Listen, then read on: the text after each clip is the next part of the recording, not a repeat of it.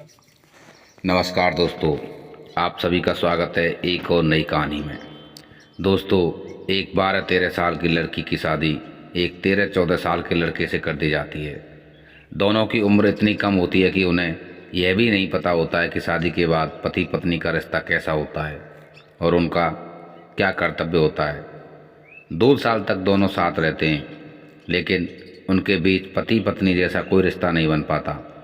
इसके बाद लड़का काम की तलाश में मुंबई चला जाता है, लेकिन एक बार मुंबई जाने के बाद वहाँ वह 13 साल तक फंसा रहता है।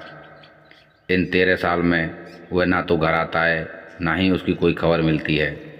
आखिरकार 13 साल बाद उसे अपने घर की याद आती है और वह वापस लौटता है।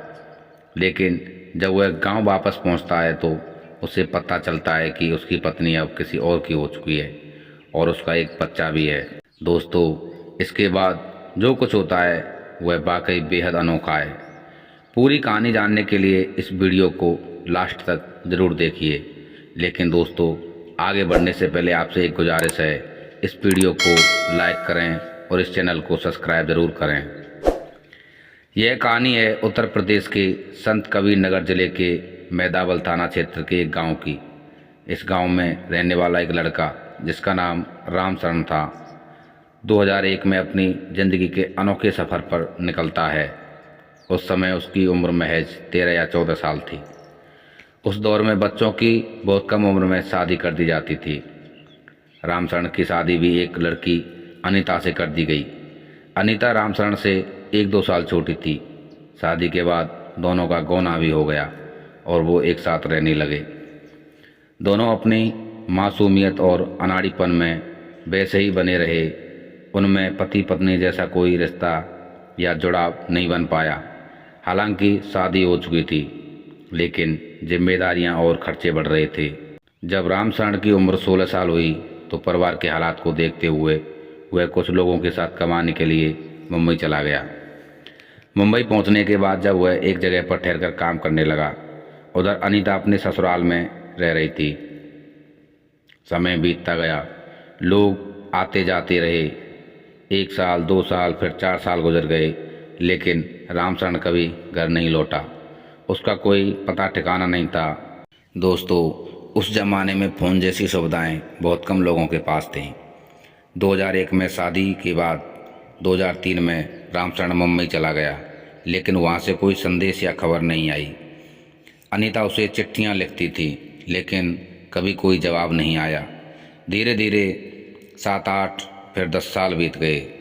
गांव वालों ने भी उसे ढूंढने की कोशिश की। कई बार उसके पते पर चिट्ठियां भेजीं, लेकिन रामशरण का कोई सुराग नहीं मिला। उधर अनीता, जो महज 12-13 साल की उम्र में शादी करके आई थी, अब वह 24-25 साल की हो चुकी थी। अनीता अक्सर उदास रहती थी। उसकी उम्र की बाकी लड़कियों के बच्चे हो चुके थे और उनके परिवार आगे बढ़ रहे थे।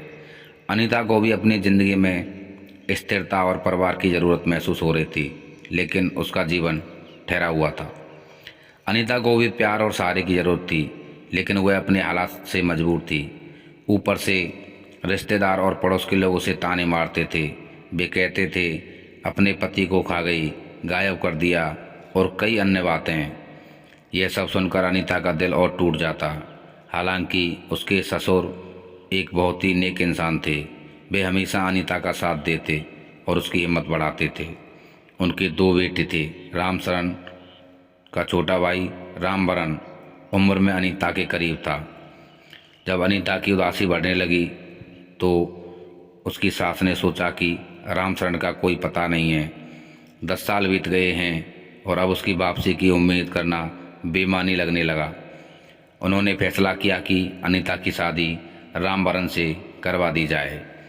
जब यह बात रामवरण से की गई तो उसने पहले इनकार कर दिया। उसने कहा, अगर मैं शादी कर ली और भैया वापस आ गए तो क्या होगा। लेकिन परिवार ने उसे समझाया, इतने साल बीत गए हैं, वह नहीं आएगा। अगर अनीता कहीं और चली जाती तो क्या बेहतर होता। इससे अच्छा है कि तुम उससे शादी कर लो। बहुत समझाने बुझाने के बाद रामवरण शादी के लिए तैयार हो गया।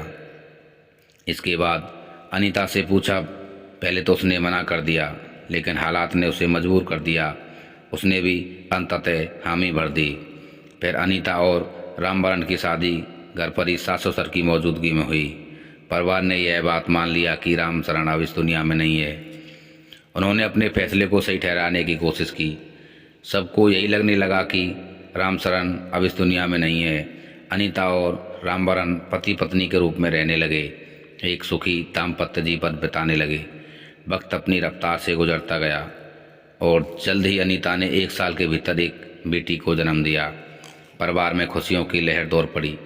सबने सोचा कि अब उनका परिवार पूरा हो गया। धीरे धीरे लोग यह भी भूलने लगे कि कभी रामचरण नाम का कोई व्यक्ति उनके परिवार का हिस्सा था। ना रामचरण का जिक्र होता है, ना ही अनीता के पहले पति की बात की जाती थी। लेकिन यह सब लोगों की सोच और भूल थी। असल में रामचरण अभी भी जीवित था और मुंबई में कहीं फंसा हुआ था। समय गुजरता गया और अनीता और रामवरण की शादी को 2 साल बीत चुके थे। तब रामचरण को अपने गांव की याद आई। अब उसके गांव छोड़े हुए पूरे 13 साल हो चुके थे और ये तय करता है कि वह समय आ गया है घर लौटने का।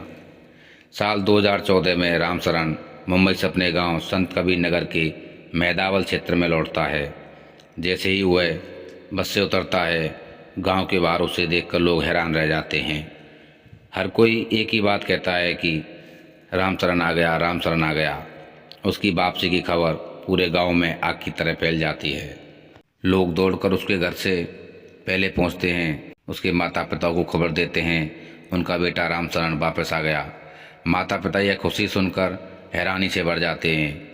उधर अनीता अपने घर के रसोई में खाना बना रही होती है। जैसे ही यह खबर उसके कानों में पड़ती है कि रामचरण लौट आया, उसके दिल में खुशी की लौड़ दौड़ जाती है। लेकिन अगले ही पल उसकी खुशी चिंता में बदल जाती है। उसे याद आता है कि अब शादी रामवरण से हो चुकी है और उसकी एक बेटी भी है। इस ख्याल से घबराकर अनीता घर के एक कोने में छुपकर बैठ जाती है। उसे समझ नहीं आता है कि अब वह रामचरण का सामना कैसे करेगी और अपने हालात को कैसे समझाएगी। कुछ ही देर में रामचरण अपने घर पहुंचता है। जैसे वह अपने माता पिता के सामने खड़ा होता है, वे उसे देखकर भावुक हो जाते हैं। उनकी आंखों से आंसू बहने लगते हैं और वे रामचरण को गले लगाने लगते हैं। यह दृश्य इतना भावुक होता है कि आसपास के लोग जमा हो जाते हैं और वह भी अपनी भावनाओं को नहीं रोक पाते। सभी की आंखें नम हो जाती हैं। रामचरण घर के अंदर बैठता है, चाय पानी पिया जाता है, लेकिन माहौल में एक अजीब सी खामोशी रहती है। किसी की भी हिम्मत नहीं होती है कि उसे सच्चाई बताए कि उसकी पत्नी अनीता अब उसकी नहीं रही। अनीता की शादी उसके छोटे भाई रामवरण से हो चुकी है और उसकी एक बेटी भी है। कुछ देर बाद रामचरण की माँ एक नन्ही बच्ची को गोद में उठाकर लाती है, उसे रामचरण की गोद में दे देती है। रामचरण बच्ची को देखकर मुस्कुराता है, उसे प्यार से सहलाता है और कहता है, बहुत प्यारी बच्ची है, यह किसकी बेटी है? यह सुनकर लोग जवाब देते हैं, यह रामवरण की बेटी है। रामचरण यह सुनकर चौंक जाता है और पूछता है, रामवरण की शादी हो गई, कहाँ और कैसे? इस पर उसकी माँ धीरे से कहती है, हाँ उसकी शादी हो गई है, लेकिन वह शादी किसी और से नहीं बल्कि अनीता से हुई है। दोस्तों, जैसे ही रामचरण यह सुनता है, उसके पैरों से ज़मीन खिसक जाती है। वह हैरान होकर कहता है, क्या कह रहे हो? मेरी पत्नी से तुम लोगों ने रामवरण से शादी कैसे करवा दी? वह कैसे हो सकता है? लोग जवाब देते हैं, बेटा हमने यह कदम उठाया था, तेरा कोई पता नहीं था। 13 साल तक तू कहाँ था? जब 10 साल बीत गए और तुम्हारा कोई संदेश नहीं आया तो हमने ही समझा बुझाकर रामवरण और अनीता की शादी करवा दी। अब तुम जो भी सज़ा देना चाहो हमें मंजूर है, लेकिन सोचो, जिस पत्नी का पति 13 साल तक घर नहीं आए, वह जवान पत्नी आखिर कहाँ जाएगी, क्या करेगी? वह कहीं और जाती तो क्या होता? इसलिए हमने रामवरण से उसकी शादी करवा दी। अब तू चिंता मत कर, हम तेरी शादी कहीं और करवा देंगे। लेकिन रामचरण बड़े आत्मविश्वास से कहता है, नहीं, मैं अपनी पत्नी के साथ ही रहूँगा और मैं दूसरी शादी क्यों करूँ? अब लोग कहते हैं, लेकिन तेरा भाई क्या करेगा? वह तो शादी कर चुका है, उसकी एक बच्ची भी हो गई है और दोनों एक दूसरे से प्यार करते हैं। आधार कार्ड में अनीता के पति के नाम पर रामवरण का नाम लिखा हुआ है, तो अब रामचरण शादी कैसे करेगा? लोग ये सवाल करते हैं कि वह अपनी पत्नी के पास कैसे रह सकता है। इस पर रामशरण जवाब देता है, चाहे जो भी हो, मैंने अग्नि के सामने फेरे लिए हैं, मैंने सभी रस्मों रिवाजों का पालन किया है और वह मेरी ही पत्नी है। फिर लोग पूछते हैं, अच्छा यह बताओ तुम इतने सालों तक कहाँ थे? रामशरण जवाब देता है, मैं किसी ने बंधुआ मजदूर बना लिया था, मैं ठगी का शिकार हो गया था, कोई मुझे ज़बरदस्ती काम करवाता था और आने जाने की अनुमति नहीं देता था। और उस वक्त मेरे पास मोबाइल नहीं था, घर का कोई नंबर भी नहीं था, तो मैं कैसे आता? लेकिन दोस्तों, उसकी बातों पर किसी को यकीन नहीं हो रहा था। कुछ लोग तो कह रहे थे कि इसका किसी महिला से अफेयर हो गया था और वह उसी महिला के चक्कर में फंसकर वहीं रह गया था। जब वह महिला बूढ़ी हो गई या उसके बच्चे बड़े हो गए तो उस महिला ने इसे किनारा कर लिया, इसे अपने घर से निकाल दिया। इसके बाद यह गांव की याद में वापस लौट आया है और 13 साल बाद अपने घर आ गया। अब दोस्तों, सच्चाई क्या थी यह तो रामशरण ही जानता था या फिर ऊपर वाला।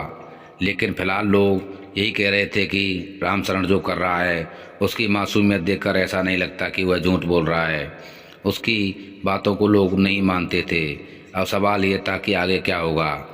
फिर रामशरण कहता है, चलिए कोई बात नहीं, अगर मेरे भाई रामवरण से शादी कर ली है तो वह अनीता के साथ रह रहे हैं तो मैं भी उनके साथ रह सकता हूँ, मुझे कोई आपत्ति नहीं है, हम तीनों मिलकर एक साथ रह लेंगे। लेकिन अब लोग कहने लगे, एक म्यान में दो तलवार कैसे रह सकती हैं?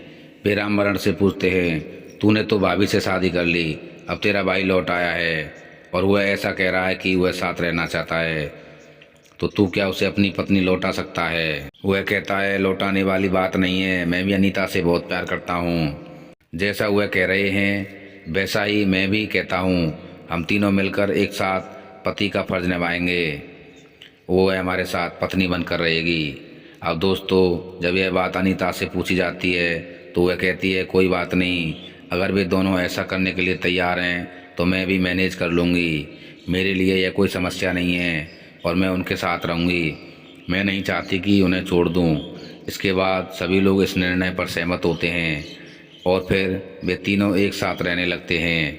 अब दोस्तों, 2014 से यह तीनों एक साथ रह रहे हैं और आज 2024 है। इन 10 सालों में अनीता के पहले पति राम से 2 बेटे हुए हैं और रामवरण जो उसका छोटा भाई था उससे एक बेटी और एक बेटा हुआ है। कुल मिलाकर अनीता के 4 बच्चे हैं, 2 राम से और 2 रामशरण से। दोस्तों, आज भी अनीता का कहना है, इन दोनों ने मुझे कभी निराश नहीं किया और मैंने भी उन्हें कभी निराश नहीं होने दिया। हम तीनों आपस में सब कुछ अच्छे से मैनेज कर लेते हैं, हमें किसी की कोई परेशानी नहीं आती। लोग ताना मारते रहते हैं लेकिन हम बड़े आराम से अपना जीवन जी रहे हैं। यहाँ तक कि तीनों लोग एक ही बेड पर सोते हैं और बच्चों को दादी के पास सुला दिया जाता है। जब दादी से इस बारे में पूछा गया तो वह कहती है, जो भी हुआ है वह ऊपर वाले की मर्जी थी, सब कुछ अच्छा हुआ है। दोस्तों, इस तरह की एक अनोखी और दिलचस्प कहानी सामने आई है जो अब वायरल हो रही है। दोस्तों, आप अपनी राय हमें कमेंट बॉक्स में ज़रूर बताइएगा। इस स्थिति में इन लोगों ने सही किया या गलत, और आपको क्या लगता है इसमें सबसे ज़्यादा मज़े किसके हैं? तो दोस्तों, आज के लिए बस इतना ही। अगर आपको यह वीडियो अच्छा लगा हो तो इसे लाइक करें और इस चैनल को सब्सक्राइब करें। मिलते हैं जल्द एक और नए वीडियो के साथ, तब तक के लिए धन्यवाद।